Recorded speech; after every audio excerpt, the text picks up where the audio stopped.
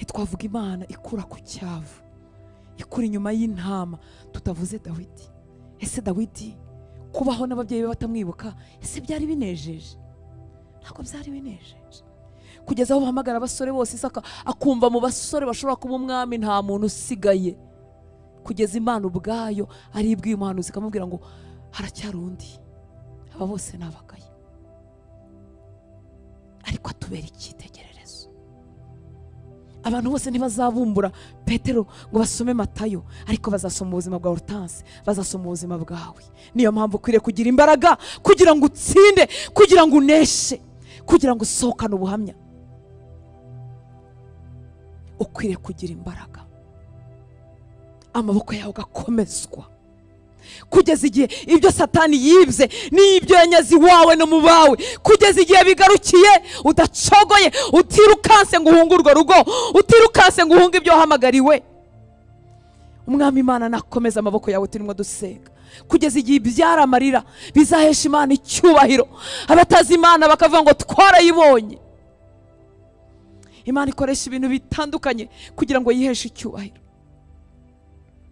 Kuri nukura, hari ibintu bikuriza uyu munsi bizaba bitakikuriza, hari ibintu biguhangayikisha bizaba bitagiguhangayikisha, hari uburiganya bwa Satani buzaba butakikubaho. Uzamenya aho werekeza amaso, uzamenya uko urwana intambara yo mu mwuka, uzamenya agaciro kawe n'uwuriwe muri iyi si sitya, kuko wamenye so birenze aho rugejeje kumumenya.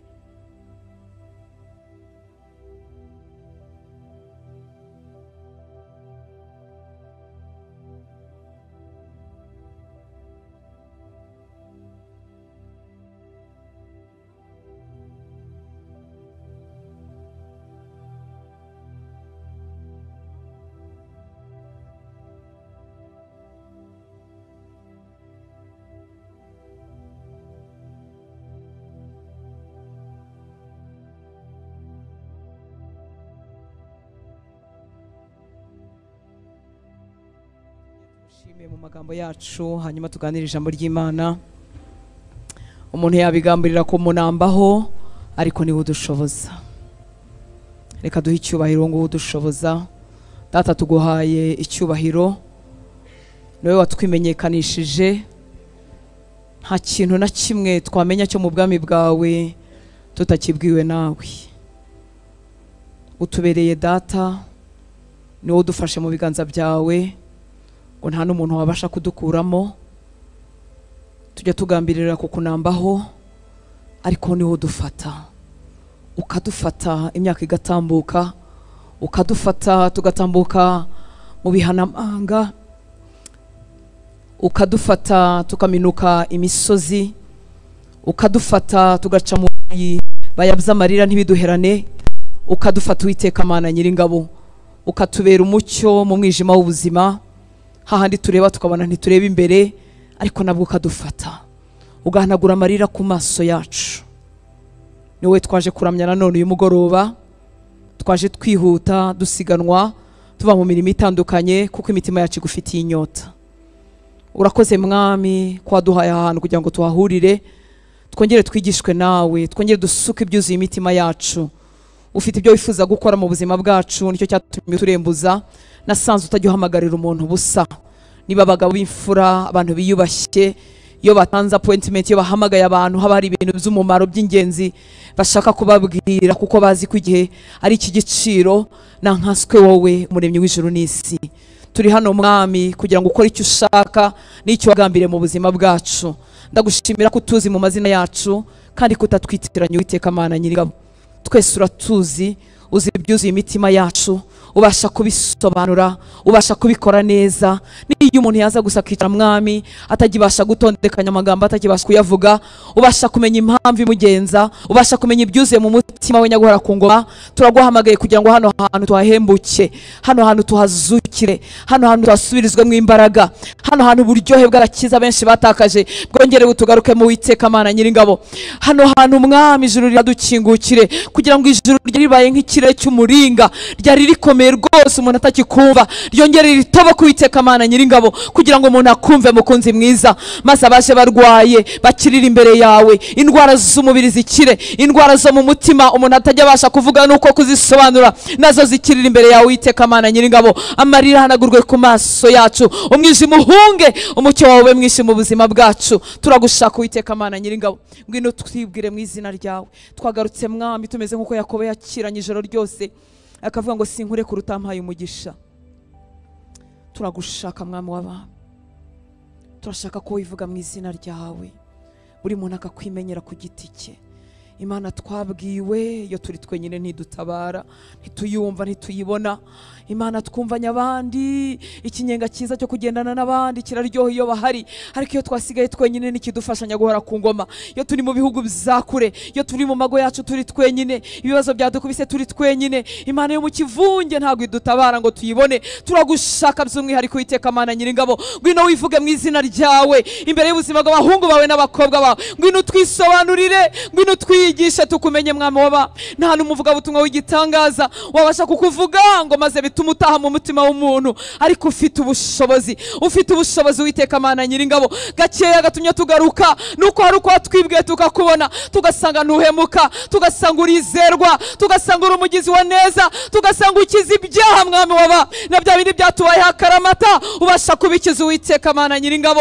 Hari gakeya twakumenyeho, ngwino wongere utume tukumenya, tumenye indi fase yawe, tumenye ubundi bwiza bwawe, tukumenye witeka Mana nyiringabo. Ngwino uhishure ikindi gice cyo mu maso hawe mwami, kugira ngo tukumenye mwami w'aba, maze tugukurikire dusiganwa, tugukurikire turyohewe, tugukurikire tudafite umunkanyari mu maso, tugukurikire atari uko twabuze uko tugira, tugukurikire atari uko twabuze aho tujya, tuze gusenga atari uko randevu zindi zose zarangiye, ahubwo tuze dusiganwa aho uri witeka Mana nyiringabo. Ngwino usuka ubuzima bwawe muri twebwe, ubuzima bw'ubumana, ubwo watugize abana tutakiri ibibyarwa, turashaka ibikugize kugira ngo bari byo bitwuzura mwami, nkuko ibyari byuzuye Kristo twabihaweho, turabishaka mwami w'aba, ibikugize kugira ngo bitwuzure mwami w'aba. Turagushaka witeka Mana nyiringabo, ngwino twigishe kandi gusenga kuko tutazi uko dukwiriye gusenga. Hari ibintu biza umuntu akabiburira amazina, agasanga n'uruvangavange, agasanga ntazi aho wahera naho warangiriza, ariko ngwino twigishe gusenga, mwinginzi uruta abandi, Mwuka Wera ngwino twigishe gusenga, ngwino ubumbura indimi zacu zigobotoke. Si umuntu yaba umurinzi ku nkike gute adashobora no kubumbura umuntu wawe, ngwino twigishe gusenga. Ese umuntu yakumenya gute ataryohewe n'amasaha yo gusenga, ngwino twigishe gusenga. Ese umuntu yahishurirwa ijambo ryawe gute arireba amagahita asinzira cyangwa ntiyumve ibyo rivuga, ngwino twigishe ibyawe, ngwino twigisha ibyawe mukunzi mwiza. Erego nicyo cyatumye uduhamagara, maze ntitwapfa ngo duhite tujya mu ijuru, nuko wifuza kutwimenyesha mu minsi dufite hano ku isi. Turakwizeye mwami w'aba, tuguhaye icyubahiro, tugushyize hejuru, wuzuye kugira neza, wuzuye imbabazi nyinshi. Cyubahiro cyose nikikugarukire, ni mu izina rya Yesu dusenze, amen. Haleluya. Mwiriwe neza nshuti z'Imana, Imana ibahe umugisha. Murakoze kuza mu nzu y'Imana muri aya masaha y'umugoroba atoroshye. Imana ibahe umugisha. Haleluya. Tuza dusiganwa twihuta, ariko twizeye ko Imana izaduha ibihe byiza by'ubundi buryo bwo kumenyana.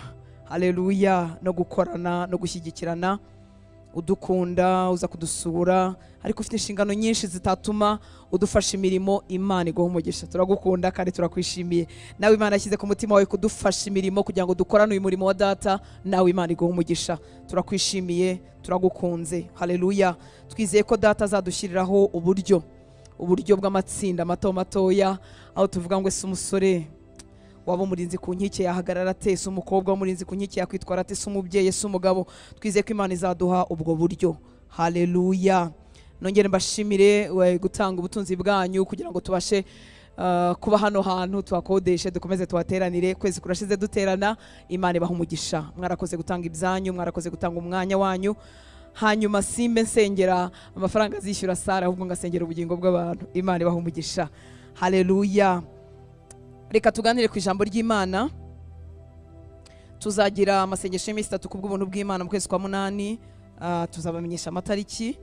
Icyo gihe tuba duterana gatatu imigoroba 3 yikurikiranya, tukiga ijambo ry'Imana kandi tugasenga byimbitse, kandi tukibuza ibyo kurya n'ibindi birangaza bitandukanye kugira ngo dushake mu maso h'Imana.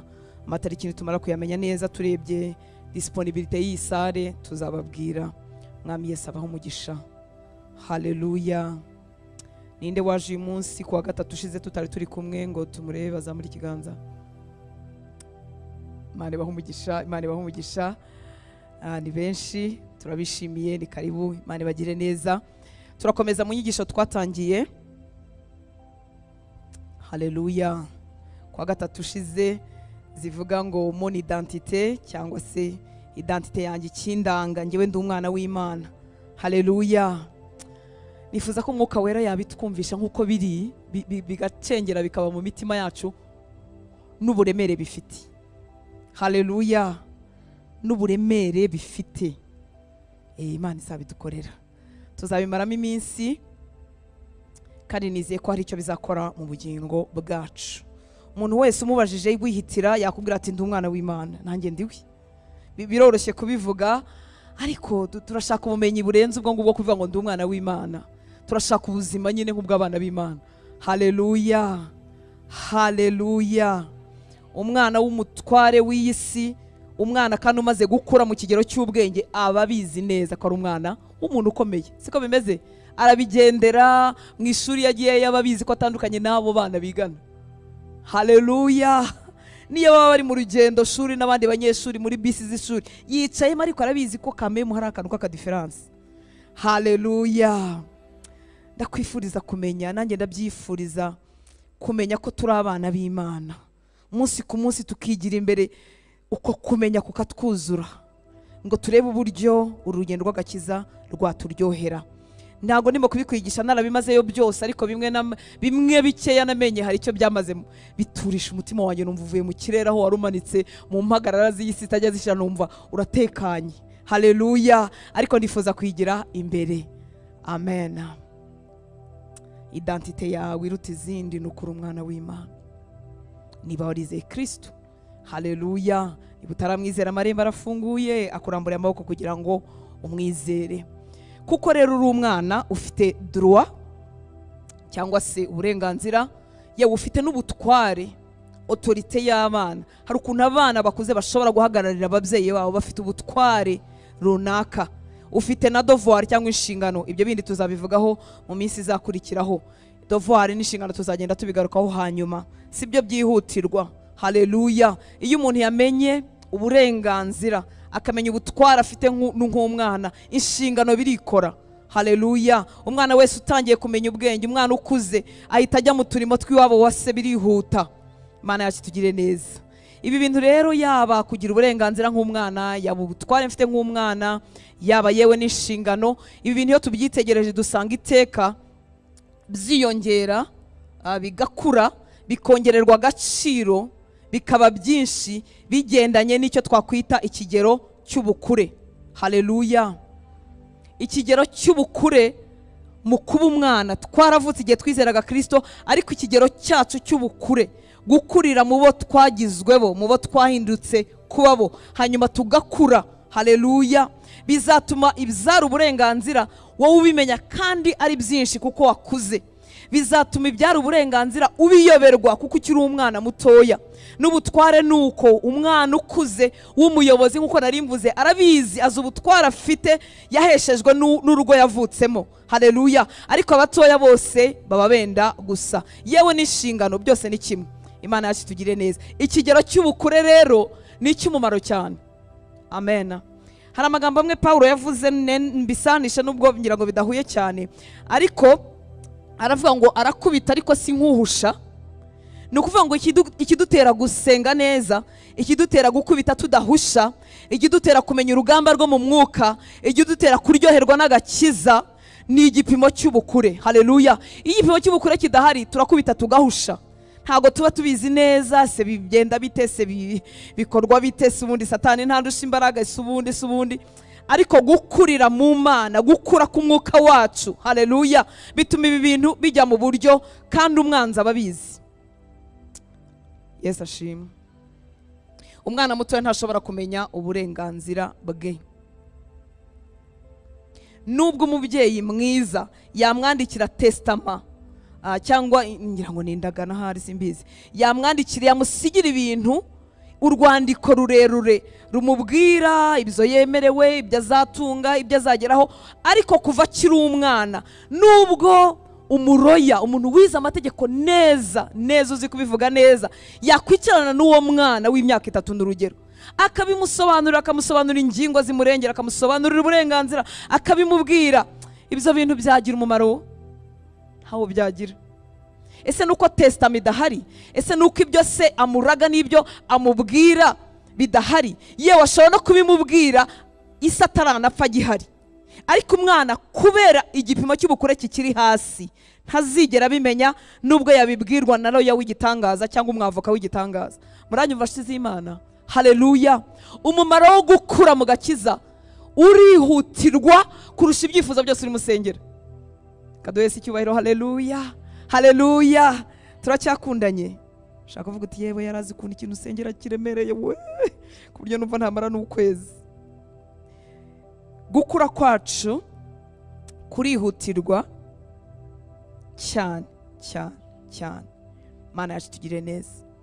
Nemvuze ngo umubyeyi yakwandika ibyo bintu byose byiza, hakaba n'umuntu wize amategeko ubasha kubibwira umwana, ariko umwana iteke yari mutoya ntazigera amenya ikintu cy'ingenzi kibirimo, ntazamenya uburenganzira, ntazamenya ibyemerewe, ntazamenya umutungo wasa aho uhera naho ugera, ntabyo azamenya kubera igipimo cy'ubukuri. Imana yacu tugirira ubuntu. Mvuze gatoya nanone ku butware, mwihangane mvuga ibi bintu kugira ngo tubashe kubyumva. Haleluya. Ubu nari ndi ku burenganzira, no mvuze ku butware. Ndamutse ntumye umwana wanjye muto kumpagararira, umwana mutoya, niba ufite umwana mutoya w'imyaka 5 cyangwa 6, ukamutuma kuguhagararira ahantu runaka, icyambere abantu bazamubeshya kuko atazi neza ibyo ahagarariye ibyo ari byo, bazamubeshya, bazamuriganya. Ikindi nawe biroroshye ko yakwitiranya ibintu kuko ntaraca kenge. Hari noneho naho wowe ubwawe utatinyuka kumutuma kuko ubona rwose ko akiri umwana mutoya. Umwana we mutoya ntiwamutuma kuguhagararira ibunaka kuko ubona rwose ko akiri mutoya. Ariko noneho buze n'ukugira ukabura amabara kindi ukamwohereza, agahura n'abantu babi, bazamwiba, bazamubeshya. Niba atanamubeshya agahura n'abantu beza, nawe ubwe ibyo yagiye guhagararira ntazabimenya neza, azabyitiranya kubera igipimo cy'ubukure kikiri hasi. Imana itugirira ubuntu. Haleluya. Noneho tugeze ku nshingano nkazivugaho gatoya nshuti z'Imana. Inshingano zo biratangaje. Ese umwana muto wamusaba gukora iki? Umwana w'imyaka 3 ikintu ushobora kumusaba wenda no kukuzanira akamambiri utashye, cyangwa nawe akibwiriza akazizana, ashobora gukora utuntu tworoheje. Nta nshingano zihambaye wamuha kubera igipimo cy'ubukure kikiri hasi. Ibyo dukorera mu nshingano byose bingana nuko tungana. Haleluya. Noneho hariho n'umwana udategerezaho ikintu na kimwe. Uwitata ashobora kuzana akamambiri, ashobora gutwara igikombe nabwo ukamuha cya plastique kugira ngo atakimena, ashobora gutangira kwirisha. Ariko noneho hari umwana utategerezaho ikintu na kimwe, umubebe. Umubebe uretse kuryama no kurira no kurya no kubisohora hari hepfo, nta kindi kintu wamutegerezaho. Siko bimeze? Imana yacu tugirire neza. Ariko Imana ishimwe ko yatangiye umurimo mwiza muri twebwe, ari nayo ifite inshingano zo kudukuza. Haleluya. Reka dukomeze. Yohana igice cya 10 umurongo wa 14 kugeza kuri 15. Ndifuza kuvuga ku kintu kimwe tugenda tumenya cyangwa kitunaduhesha gukura. Haleluya. Ngo ninjye mwungeri mwiza, Yohana 10:14-15, ninjye mwungeri mwiza kandi menya izanjye zikamenya. Uri Kristo urimo kuvuga, niwe mwungeri mwiza, aratumenya twebwe intama ze, twebwe abana be, yamara kutumenya natwe tukamumenya. Haleluya. Mu yandi magambo, kumenya Imana urabyemerewe. Ntago byagenewe abantu runaka ngo babasha kureba, bafite amaso y'umwuka areba, bafite impano runaka, babavuga butumwa bibitangaza. Oya, kuvuri mu bana b'Imana. Haleluya. Imana kukuyishurira ni uburenganzira bwawe, urabyemerewe, uranabikwiriye. Haleluya. Kandi data yifuza ko ikigero cyo kumumenya cyacu gikura. Ninjye mwungeri mwiza kandi menya izanjye zikamenya. reka mwumve igipimo data yifuza ko twamumenyeraho. Uyu ni Kristo urimo kuvuga ngo nk'uko data amenya, nk'uko ni akantu gakompara, ni akantu kagereranya. Hari umuntu ufite Bibiliya?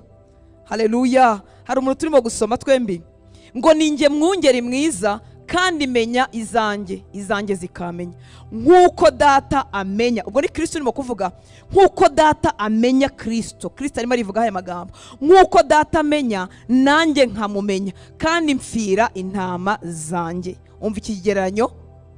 Niyo mpamvu kwiga ijambo ry'Imana, niyo mpamvu gusenga, niyo mpamvu gutinda mu by'Imana ari umurimo udakwiriye kurangira, kuko wose udufasha kumenya data. Ninjye mwungeri mwiza kandi menya izanjye zikamenya nk'uko ndi umwungeri mwiza, menya izanjye zikamenya. Noneho data yifuza ko, Kristo yifuza ko bizamera nk'uko bo bameranye. Haleluya.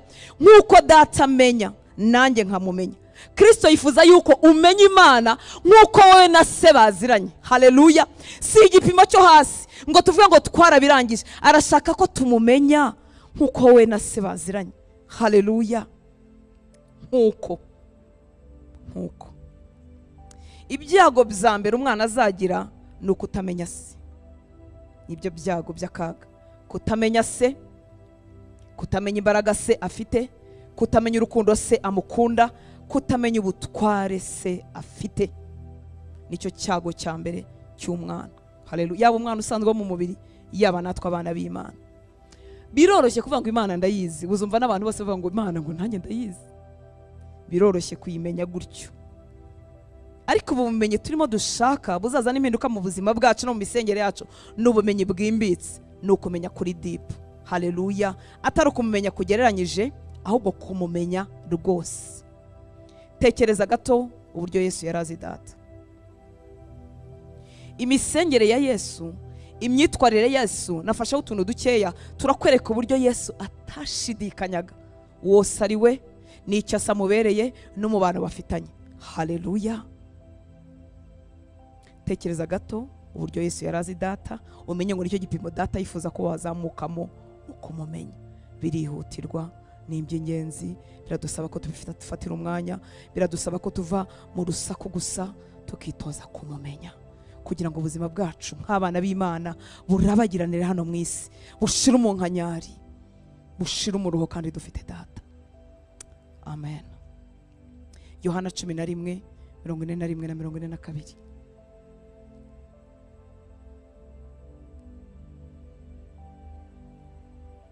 Yesu yarari imbere y'imva ya Lazaro. Mwumva aya magambo. 41. Nuko bakuraho igitare, Yesu arararama aravuga ati, data ndagushimiye ko unyumvise. Yemwe bantu, iyo dusenga hano mu barinzi, burya mwanya tumaze dusenga, urabizi neza ko data yakumvise somehow. Gake ariko nitumumenya tuzamenya ko nta sengesho na rimwe ritakara hasi. Haleluya. Uretse no gusenga n'umuniho, n'ikintu mvuga nigendera mu muhanda, n'icyifuzo cyanjye, nta kintu na kimwe data atitayeho. Haleluya. Yesu ari imbere y'ikintu gikomeye. Umuntu yarapfuye, yarananutse, iminsi nirashize, kandi mwibuka ko ibintu arimo bivuga Lazaro atarazuka. Burya reka kubivuga byakoretse, nta muntu bitakorohera. Ngo nuko bakuraho igitare, Yesu arararama aravuga ati, data ndagushimiye ko unyumvise. Ese yamwumvise iki? Ko ataranasenga. Ariko bafite ibintu baziranyeho bibira mu mutima. Azi icyamuzanye. Haleluya. Azi icyamuzanye ko yaze kuzura Lazaro. Tuzi icyatuzanye ko tuza kunihira imiryango, kunihira ubugingo bwacu. Umva, tugitera intambwe tuza gusenga, ibyo mfite mu mutima wanjye nkwiriye kubisuka imbere y'Imana, kuko gusenga ari ngombwa. Ariko nkavuga ngo data ndabizi kunyumva. Haleluya. Iyo umuntu azi ko asenga ntibyumvikane, asenga rimwe na rimwe. Ariko iyo umuntu azi ko amasengesho ye afite ibintu ahagaritse, asenga atarambirwa. Haleluya.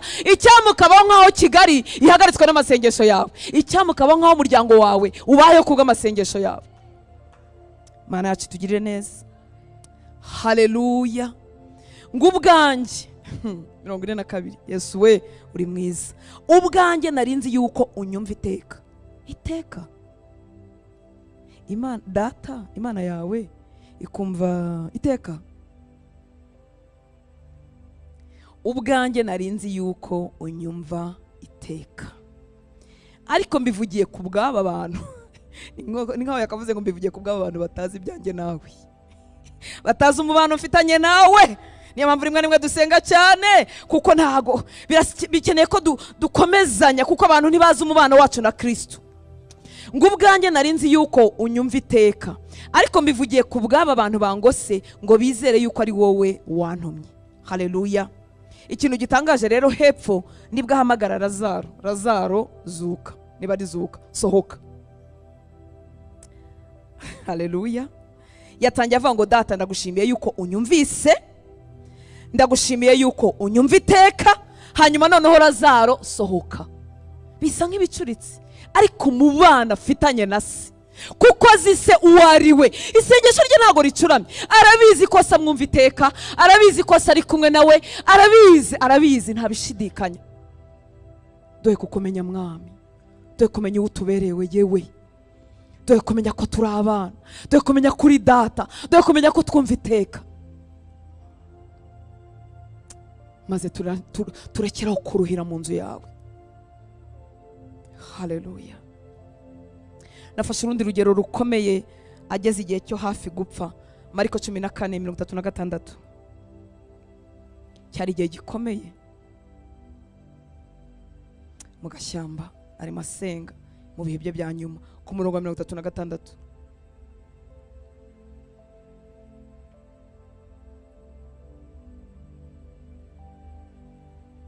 Haleluya. Ati Aba data, byose ibi byo ntiwabishobora. Ko biranye ivuga ibi byo by'Igetsimani, Imana we. Haleluya. Haleluya. Reka duhese icyubahiro. Haleluya. Sinibuka umuntu watubwiraga inkuru z'isengesho rimwe umuntu yasengaga ngo aravuga ngo umva Mana ngo nukuri ngo ndabizi ko ibintu ari kukurushya. Ngo reka tubyihorere, ndabizi ko nta naho wabihera, twikomereze mu bindi. Ati Aba data, ni nkuko yakavuze ati data, byose biragushobokera. Iby'Igetsimani urabizi, urabishoboye. Iby'Igorogota urabishoboye. Byose biragushobokera. Nubwo ari hafi y'urupfu, ntabwo ashidikanya ko ashobora byose. Kubera iki? Barabanye, baraziranye, arabizi, azi ko ashobora byose. Erega ikibazo cyawe n'icyanjye ngo byaratinze ngo bimaze imyaka, nuko urashobora byose. Haleluya. Kibe kimaze 5 cyangwa 10, ashobora byose. Haleluya. Yesu yaraziranye na se, barabanye, baraziranye, aramuzi. Isi yayiremye ahari, bari kumwe, ngo nta kintu kimwe cyaremwe kitaremwe nawe. Haleluya. Baraziranye, umubano wabo utumye adashobora gushidikanya. Niyo mpamvu twebwe twaje nyuma, kubera ko twavutse nyuma mu gakiza, dukwiriye kwiga ibye kugeza igihe tumumenyera.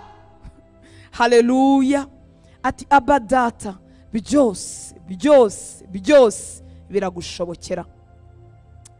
Undenze iki gikombe, ariko bye kuba uko ngewe nshaka, ahubwo bibe uko ushaka. Yari abizi neza ko mu bushobozi bwa se harimo no kumurenza iki gikombe, ariko kuko yari umwana ukuze, ubasha guhagarara mu nshingano tuzavuga hanyuma. Haleluya. Kuko yari umwana ukuze, uzi imigambi ya se, uzi ko mu bikorwa bya se hazavamo za miliyoni z'abanyabyaha bameze nka Rutase bazakirizwamo. Haleluya. Niyo mpamvu avuga ngo bye kuba uko nshaka, ahubwo bibe uko ushaka. Kujya ku musaraba kwa Yesu ntago kwari ugutsindwa kwa data. Haleluya. Kubabazwa no kwikora imibabaro yawe ntikwari ugutsindwa kwe. Haleluya. Byose biragushobokera. Icyama bikicara mu mutima wawe, uri musenga, waba usenga byaciyemo, waba usenga amaso yuzuyemo amarira, ukavuga ngo data byose biragushobokera, nta kikunanira. Haleluya. Ariko ibyo ubona bizaguhesha icyubahiro mwami, ubikore bizaguhesha icyubahiro. Muribuka wa mugabo uhumye wo muri Yohana igice cya kangahe harya cya 9. Abigishwa babaje Yesu, none se byagenze bite kugira ngo uriya mugabo avuka ari impumyi? Se n'ababyeyi be bakoze icyaha? Se ne wakoze icyaha? Se yakoze icyaha ryari kandi yaravutse ari impumyi? Yesu aravuga ngo byabereho kugira ngo biheshe Imana icyubahiro. Biragoye ko ibi umuntu yabyumva. Wabyaye umwana umugaye, wabyaye umwana urwaye, ikibazo kimeze gutya, ikibazo kimeze gutya, ariko yemwe abamaze iminsi mugakiza, haleluya, nta bibazo mwaciyemo, mwasubiza amaso inyuma mukabona neza ko byari bibereho guhesha Imana icyubahiro, mukabona ko byari bifite umumaro wo kubakuza mugakiza, mukabona ko muri abo muri uyu munsi kubera biriya bintu byabamazemo ubutesi, byababwiye ko intambara y'umwuka ifatika iriho, hari ikintu zabigishije. Haleluya. Data, byose biragushobokera, ushobora kundenza iki gikombe, ariko kuko ndi umwana ukuze bize kuba uko nshaka, haleluya, ahubwo bibe uko ushaka. Amen. Bibiri tubwira ko mu gashyamba ka Getsemane ngo ibyuya bye byari nk'ibitonyanga by'amaraso, wari umubabaro ukabije wo guterwa umugongo n'uwo bakundanye igihe kirekire, n'uwo bakundanye byiteka, uwo yumviye kugeza mu rupfu, guterwa nawo umugongo kubw'ibyaha byanjye nawe, ariko ibyo bishoborwa n'abana bakuze. Cyaduha Data tugakura, tugakura, tugakura, ntitugwingire, ntitugarukire bugufi. Haleluya. Reka nkoresha n'amagambo makeya yo mu butumwa bwiza bwanditswe na Yohana igice cya 17. Ndaza kugusaba nk'umukoro uze gusoma ibi bice, igice cya 14 ukomeze ugere ku ese washoje ubundi naye ngiye kubwira ngo ugere ku gice cya 17. Ubu tuzahura ku wa gatatu, ibyo bice byarakunaniye kubisoma. Usoze ugeze ku gice cya 21 aho birangira uhere kuri 14. Nugira n'ubu ufite umwete usome Yohana wese. Haleluya. Yohana igice cya 17 ndakuramo imirongo imwe nihuta kugira ngo ngere kuri iriya sengesho ryo mu Efeso Paulo yasenze, hanyuma dusenge dusoze. Yohana 17 kasoma umurongo wa mbere ngeze ku wa gatatu. Ngo Yesu amaze kuvuga ibyo yubura amaso areba mu ijuru. Haleluya. Ati, Data, igihe kirasohoye, ubahiriza umwana wawe ngo umwana akubahishe, nk'uko wamuhaye ubutware ku bantu bose. Ntashidikanya ubutware yahawe. Haleluya. Nk'uko wamuhaye ubutware ku bantu bose, kugira ngo bamuhaye bose abaho ubugingo buhoraho. Ariyiza azi ko atanga ubugingo buhoraho. Haleluya. Azi ko se yamuhaye ubutware. Baraziranye. Igihe kirageze cyo kurangiza ibyo yamuhaye n'ibyo yamusabye gukora. Igihe kirageze kandi kirasohoye, ubahiriza umwana wawe ngo umwana akubahishe. Haleluya. Ku murongo wa 3, ubu nibwo bugingo buhoraho, ko bakumenya. Ubugingo buhoraho tubuhabwa dute? Umwuka wera adusogongeza gatoya icyo Yesu yakoze ku musaraba. Haleluya. Tugahindukira tugakizwa. Ubu nibwo bugingo buhoraho, ko bakumenya ko ari wowe Mana y'ukuri yonyine, bakamenya no watumye ari we Yesu Kristo, kandi ibyanjye byose ni ibyawe, n'ibyawe nabyo ni ibyanjye, kandi nubahirijwe muri bo. Haleluya. Umva umwana ukuze yamenye ko ibyase n'ibye byose byacanze. Reka tumuhe icyubahiro. Haleluya. Haleluya. Haleluya. Gakeya namenye kuri Data, namenye ko bisi ndimo cyangwa imodoka ndimo idashobora gupfa gukora impanuka gutyo bya bureburi. Ubwo niba iramutse igize impanuka, hari icyubahiro cy'Imana kigiye kuvamo kirenzeho. Haleluya. Ngo ibyanjye byose ni ibyawe, n'ibyawe nabyo ni ibyanjye, kandi nubahirijwe muri bo. Haleluya. Turi abana b'Imana. Ahantu tugeze baba bagize umugisha yuko umwana w'Imana yahageze. Haleluya. Hari uburinzi bw'umwihariko bubaho hantu kubera umwana w'Imana. Ubu umwana wa perezida wacu yapfa kumanuka mu makaritsiye hose dutuye papa, nubwo yashaka gutembera ngo sura abandi bana, yewe akanavuga ati nta cortege nshaka, haza abandi tutazi bambaye kimwe natwe, kubera urugo aturukamo. Turi abana b'Imana. Haleluya. Ngo kandi ibyanjye byose, umva ikiruhuko, umva ukuntu umutima wakira ikiruhuko, ibyanjye byose ni ibyawe, n'ibyawe nabyo ni ibyanjye. Ibyawe byose harimo ibikurushya, harimo ibitarakemuka, harimo bya bindi byose. Ibyawe byose burya so bifite mu biganza kuko nibye. Haleluya. Ntabwo Imana yari kudusaba kurirana n'abarira itarirana natwe abana bayo. Namenye ko iyo ntaratabarwa, iyo mfite ibindiza, Data nawe abababaye ko umwana wari mwarira. Iyo nishimye, Data aranezerwa.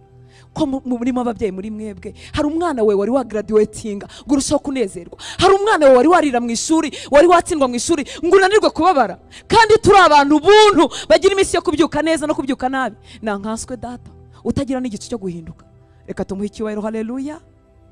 Akwiriye icyubahiro, akwiriye gushyirwa hejuru. Ibyanjye byose ni ibyawe, ni ibyawe nabyo ni ibyanjye. Ahantu rero biryoheye, ibyanjye ngewe ntibishyitse, byinshi birimo intege nkeya, byinshi biba bitaracamo, ariko none ibya data byuzuye bishyitse. Haleluya. Bitaboramo na kimwe, nabyo ni ibyanjye. Uko nkura nzagenda mbifataho. Umwana w'imyaka 3 wamwandika kuri konte kereka ya saving, ariko iyo kujya gukoresha yayigira ateze. Kandi ibyanjye byose ni ibyawe, ni ibyawe nabyo ni ibyanjye, kandi nubahirijwe muri bo. Data ukiranuka 25, unasomaga ni ku 10, 25, 26. Data ukiranuka abisi ntibakumenye, ariko ngewe narakumenye. Haleluya. Igituma Yesu abasha imirimo yabashije, igituma Yesu akora ibyo agomba gukora, nuko yarazi se. Kandi mwibuke ko Yesu yaje nk'umuntu. Haleluya. Yarakeneye nayo kuzura umwuka wera, niyo mpamvu ku munsi w'umubatizo nawe yubatijwe mu mwuka wera. Haleluya. Cyangwa yamujeho bundi bushya. Data ukiranuka abisi ntibakumenye, ariko ngewe narakumenye. Naba nabo bamenye ko ari wowe wantumye, nabamenyesheje izina ryawe, kandi nzaribamenyesha ngo urukundo wankunze rube muri bo, nanjye mbe muri bo. Haleluya. Uko tumumenya niko kumumenyekanisha bizihuta. Ukuntu duteye, akantu keza dufite, tuba twifuza ko abandi bakamenya. Amen. Mfite data wo mu mubiri, urimo akora ibintu by'icyubahiro, urimo akora ibintu byiza, urimo ugirira igihugu umumaro, urimo ugirira abantu umumaro. Najya ninjira nkavuga ngo ndi umwana wa kanaka. Haleluya. Yesu tuzagira, cyangwa data tuzagira umwete wo kumumenyekanisha, Yesu tuzagira umwete wo kumumenyekanisha bingana n'urugero twamumenyemo.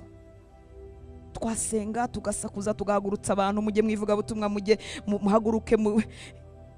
Namumenya ntazafunga umunwa, namumenya azahaganira ko abandi bamumenya. Haleluya. Data ukiranuka abisi ntibakumenye, ariko ngewe narakumenye. Naba nabo bamenye ko ari wowe wantumye, nabamenyesheje izina ryawe, kandi nzaribamenyesha. Kuko uri uw'icyubahiro nzakuvuga, kuko uri uwo kwizerwa nzaharanira ko bakumenya. Haleluya. Ntabwo wagira ibintu by'ibyirato, ibintu bifite umumaro, ibintu byakije ubuzima bwawe ngo ureke kubibwira abandi. Icyama ukamumenya, icyama tukamumenya, birenze aho twari tugereye. Cyama ugacurika amaso yawe n'umutima wawe n'ibikuzuye byose mu ijambo ry'Imana. Cyangwa ugafata mu masaha yawe, tugafata mu masaha yacu, tukagira umwanya wo kumubwira ngo tukumenye. Nta sengesho riruta kubwira data ngo ongera unyihishurire, mumenye birenze uko nari narakumenye. Riraruta inshuro ibihumbi kubwira data ngo data mpa ibirayi, data mpa amazu. Nitumumenya tuzamenya n'aho amazu yacu ari, tuzamenya n'aho ibirayi byacu bibarizwa.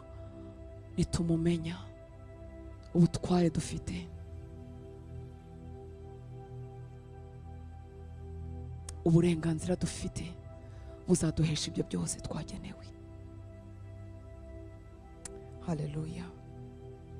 Nabamenyesheje izina ryawe, kandi nzakomeza kuribamenyesha ngo urukundo wankunze rube muri bo, nanjye mbe muri bo. Mu yandi magambo, igipimo wamumenyeho, icyo ugenda umumenyeho, nicyo kizatuma wumva urukundo rwe, nicyo kizatuma wumva urukundo rwe ruri muri wowe. Uko tutamumenya niko umuntu avuga ngo buse nanjye Imana irankunda, yewe ngiye naje guherekeza abandi. Imana itugirira ubuntu. Reka turebe isengesho Paulo yavuze asabira Abefeso. Ndangiriza aha ngaha igice cya mbere cy'Abefeso. Paulo nawe yarabyisengeye mu rwandiko rw'Abafilipi, igihe yavugaga ngo ibyarindamuye yabibonye nk'ibihombo n'ibindi nk'ibyo ngibyo. Ku murongo wa 10 yaravuze ngo kugira ngo menye n'imbaraga zo kuzuka kwitekereza Paulo n'imirimo ye, ariko ntarashira inyota yo kumenya Imana, ntarashira inyota yo kumenya Kristo. Data ngwino duhe inyota, kuko ibikiwe mu butunzi bwacu, ibikiwe mu byiza byose tubikiwe muri Kristo. Urwandiko rw'Abefesi igice cya 1 umurongo 15 tugeze kuri 23. Ngo nicyo gituma nanjye maze kumva uburyo mwizera umwami Yesu mugakunda abera bose. Ni bande basabirwa kwigira imbere mu kumumenya n'abamaze kwizera? Nicyo gituma nanjye maze kumva uburyo mwizera umwami Yesu mugakunda abera bose, mbashimira Imana urudaca, nkabasabira uko nsenze, kugira ngo Imana y'umwami wacu Yesu Kristo ariyo data wa twese w'icyubahiro ibaha umwuka w'ubwenge no guhishurirwa, bitume muyimenya. Si ubumenyi umuntu yiga mu ishuri, n'ubumenyi buva umuntu yasenze, n'ubumenyi buva umuntu afite inyota yo kuba mu ijambo ry'Imana, n'ubumenyi buva ahantu nk'aha ngaha ukumva umuhishuriwe karenza ko wari waramuhishuriweho. Data tukumenye, ngo kugira ngo Imana y'umwami wacu Yesu Kristo ariyo data wa twese w'icyubahiro ibaha umwuka w'ubwenge no guhishurirwa, bitume muyimenya. Paulo yatangije amatorero hirya no hino, arareba itorero rya Efeso bamaze kwizera Kristo, yewe yumvise n'uburyo bakundana nk'abera, arimo arumva bameze neza, itorero ririmo riramera neza, ariko afite ikindi kintu yifuza ku buzima bwabo. Uko nsenze Paulo ndabasabira kugira ngo Imana y'umwami wacu Yesu Kristo ariyo data wa twese w'icyubahiro ibaha umwuka w'ubwenge no guhishurirwa, bitume muyimenya. Uko tuyimenya hari ingeso z'ubupfapfa zituvaho, uko tuyimenya hari ibibazo by'ubupfapfa tuba tutakibaza, uko tuyimenya hari intege nkeya no gusuhuza umutima bitandukanywa natwe. Bitume muyimenya, ngo amaso y'imitima yanyu abone uko ahweza, mumenye ibyo mwiringizwa n'iyabahamagaye, mumenye n'ubutunzi bw'ubwiza bw'ibyo azaragabera. Uko mumenya, amaso yanjye arafunguka, nkamenya ibyo anyiringiza. Ibintu umuntu akwiringiza ni ibintu agusezeranya ngo nzagukorera ibi, nzaguha ibi, bizagenda gutya na gutya. Ibyo twiringizwa ni ibintu tutarabona ariko tubikiwe. Uko tumumenya niko tumenya ibyo twiringiza. Imbaraga zo kuva mu byaha ziva inshuti z'Imana, kumenya ibyo mbikiwe mu ijuru. Ese kutarageraho wibwiwe n'iki? Narabirungurutse. Ese wabirungurutse gute? Kuko hari akandi gace namumenyeho. Haleluya. Kugira ngo mumenye mumenye ibyo mwiringizwa n'iyabahamagaye, mumenye n'ubutunzi bw'ubwiza bw'ibyo azaragabera. Abera babikiwe ubutunzi bw'ubwiza, bakiri n'aha ngaha ndetse no mu bugingo buhoraho. 19 ngo mumenye n'ubwinshi, nimumumenya muzamenya n'ubwinshi bw'imbaraga zayo butagira akagero, izo iha twebwe. Si ubutunzi bw'imbaraga butagira akagero abitse mu ijuru, oya.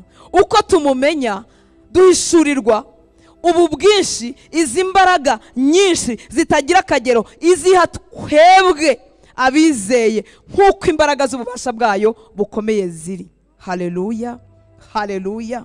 Nta kimana imaze imbaraga mu ijuru zayo, yifuza kuziha twebwe abizeye. Haleluya. Ariko nk'uko umubebe nta kindi kintu yamenya, niyo mpamvu data yifuza ku bwami bwe bwakwamamara, ijambo rye rikavugwa ry'ukuri, abantu bagakura, ukaba utakibona Imana uciye muri nge.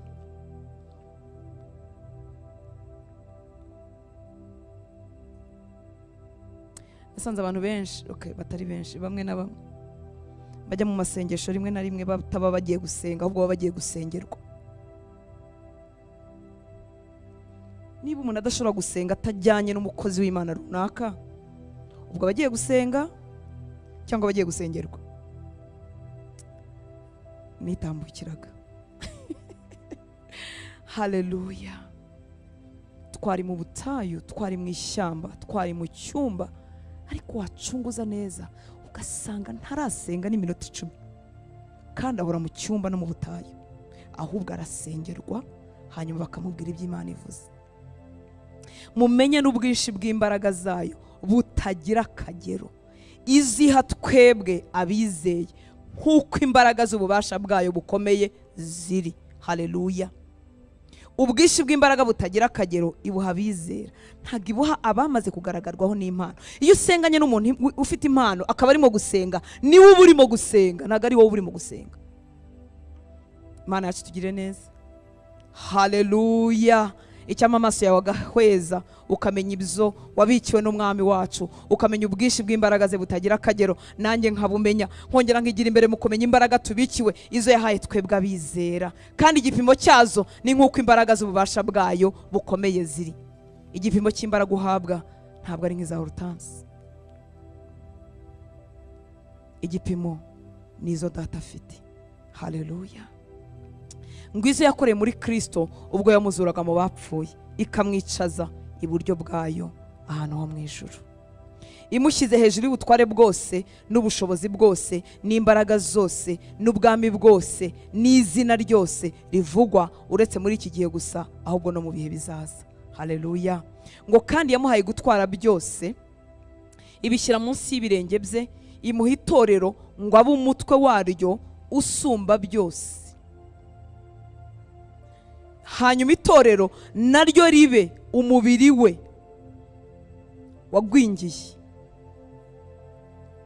wagwingiye, naryo ribe umubiri we ushyitse kandi ushyikirwamo na byose. Ni ibiki byagenwe gushyikira mu itorero ari ryo mubiri wa Kristo? Haleluya. Ni ibiri mu mutwe. Umutwe ninde? Ni Kristo. Haleluya. Yamuhaye gutwara byose, ibishyira munsi y'ibirenge bye, imuha itorero ngo abe umutwe waryo usumba byose. Umutwe w'itorero ni Kristo. Hanyuma itorero ryo wowe nanjye abizera Kristo ribe umubiri we ushyitse kandi ushyikirwamo na byose. Haleluya. Ibitemba mu mutwe wacu byongere bitembe no mu ngingo zacu. Gukura birihutirwa, abera gukura birihutirwa. Tekereza ko biba mu mutwe ariko bikanigwa no kudakura kwanjye ku buryo bidashokera mu mubiri wanjye. Imana itugirira ubuntu, itwongera inyota. Reka duhaguruke dusenge. Mu byo usaba Imana, wahindutse umwana, ufite uburenganzira, ufite ubutware. Ibyo byose bizagenewe wowe. Ariko nk'uko umubebe atamenya ibyo yemerewe, atamenya uburenganzira bwe, atamenya ibyo abikiwe, turasaba Imana ngo iduteze inyota kugira ngo twemere kugaburirwa. Ubushize twabivuzeho, twemere kurya, turyana apeti kugira ngo dukure. Nukuri nukura, hari ibintu bikuriza uyu munsi bizaba bitakikuriza, hari ibintu biguhangayikisha bizaba bitagiguhangayikisha, hari uburiganya bwa Satani buzaba butakikubaho. Uzamenya aho werekeza amaso, uzamenya uko urwana intambara yo mu mwuka, uzamenya agaciro kawe n'uwuriwe muri iyi si sitya, kuko wamenye so birenze aho urugejeje kumumenya.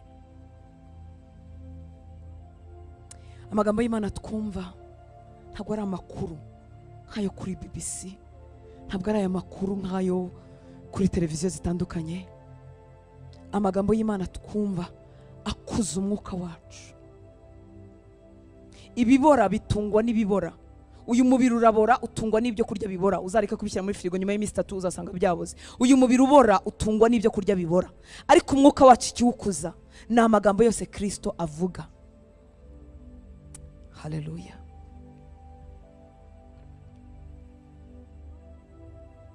Yesu yaravuze muri Yohana 6:63 ngo umwuka niwe utanga ubugingo, umubiri ntacyo umaze. Amagambo mbabwiye niyo mwuka kandi niyo bugingo.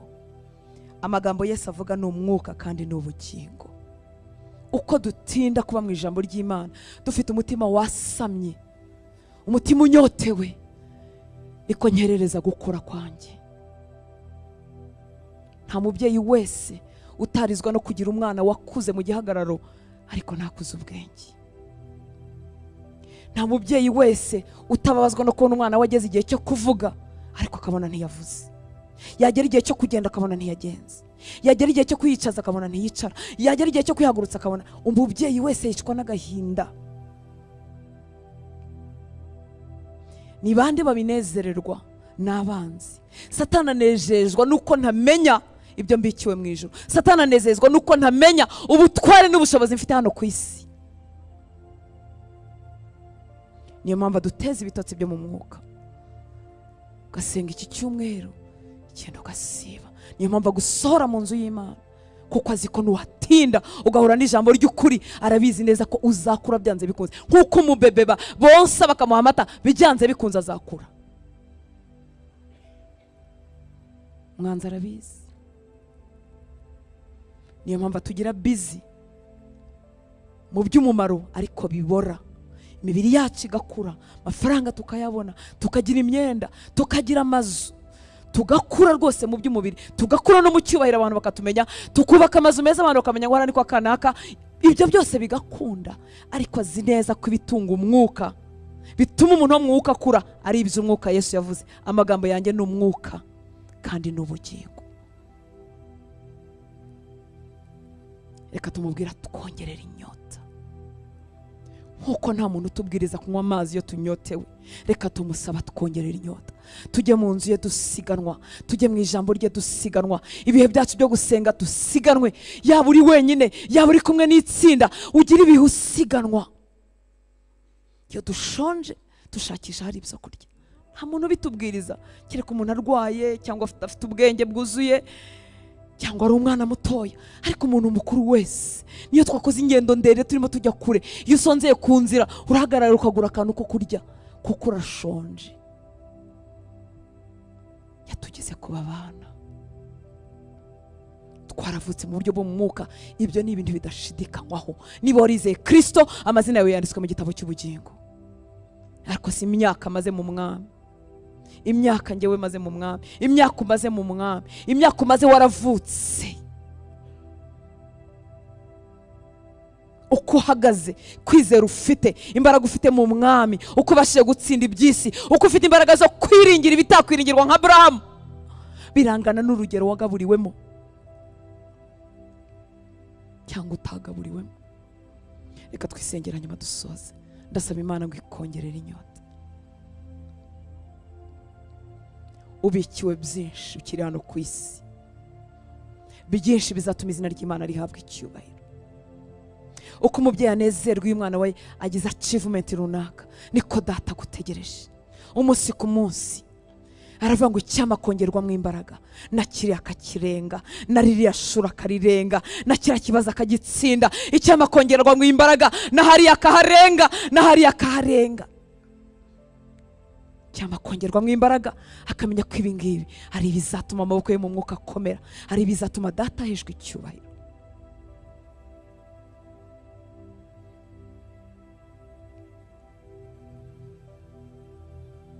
Ntidushobora gukomeza abatinze kubyara tutavuze nyina wa Samweli, tutavuze ba Sara.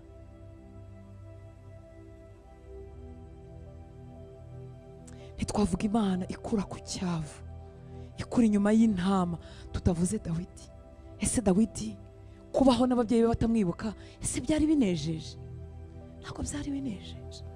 Kugeza aho bahamagara abasore bose, Isaka akumva mu basore bashobora kuba umwami nta muntu usigaye. Kugeza Imana ubwayo ari ibwiye umuhanuzi ikamubwira ngo haracyari undi, aba bose nabagaye. Ariko atubera icyitegererezo. Abantu bose ntibazabumbura Petero ngo basome Matayo, ariko bazasoma ubuzima bwa Hortense, bazasoma ubuzima bwawe. Niyo mpamvu ukwiriye kugira imbaraga kugira ngo utsinde, kugira ngo uneshe, kugira ngo usohokane ubuhamya.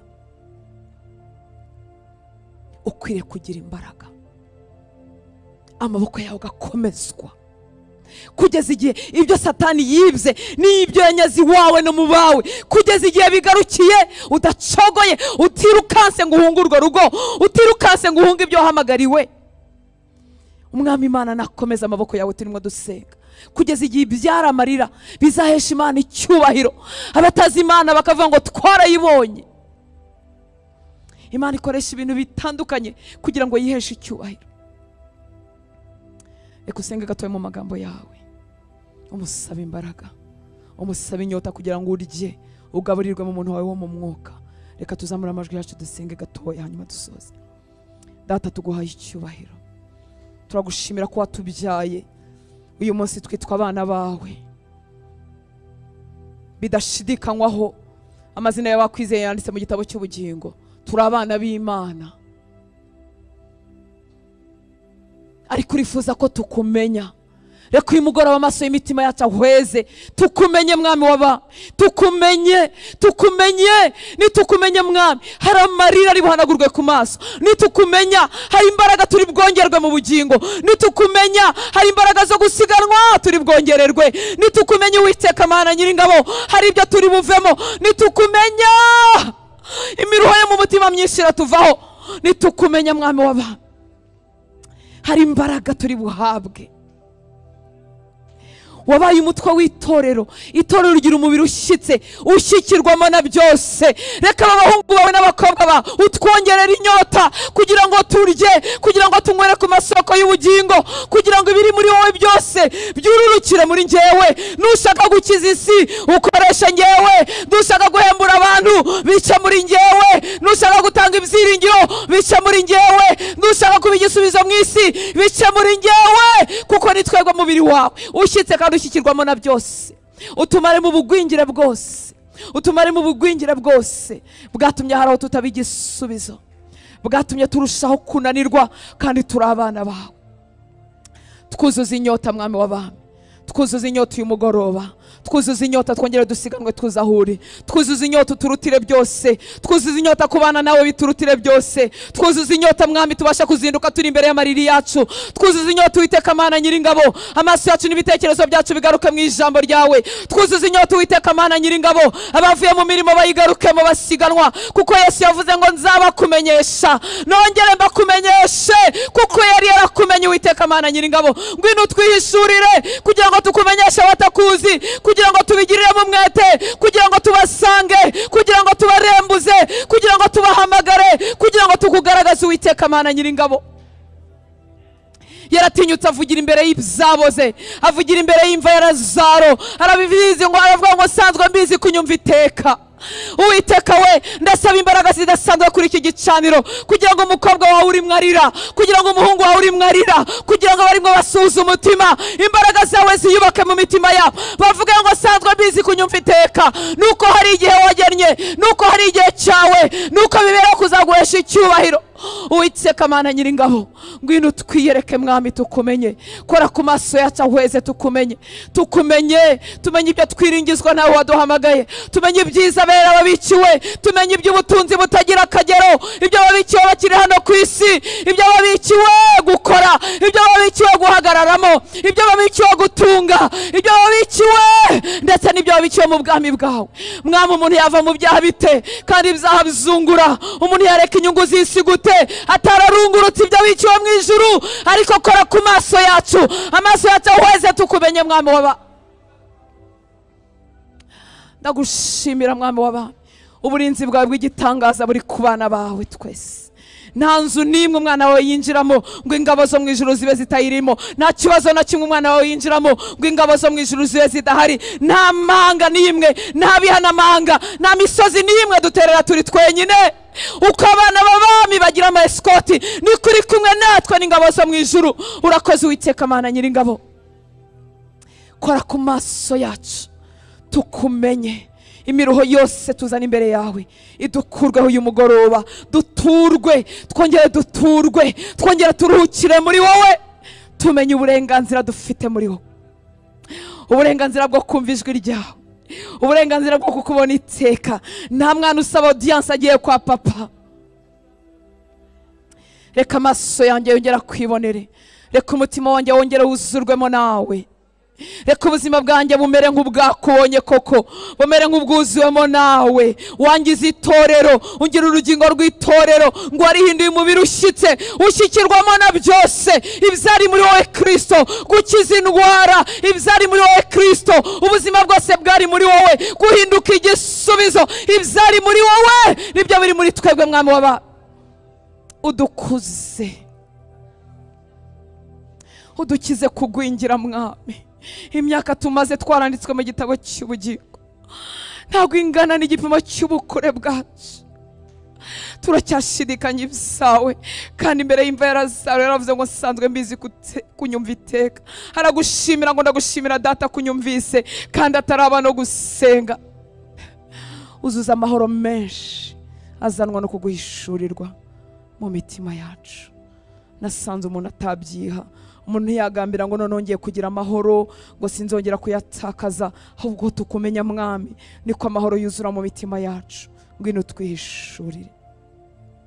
Mwuka wera ndakwizeye, ubivuga neza kuruta uko nabivuga. Uragenda ukabyandika mu mutima, bigaharaturwa ku mutima, ubu utazongera gusibika. Mwuka wera andika ibintu bishya mu mitima y'abana bawe. Reka kubone hose, akubone muri byose, maze udukoreshe nk'uko wagambiriye. Urakoze kuri kumwe natwe, urakoze kutajya udusiga twenyine. Uduhe kunywera kuri aya masoko adudubiza mu minsi yose dufite, ejo tutazagwa umwuma.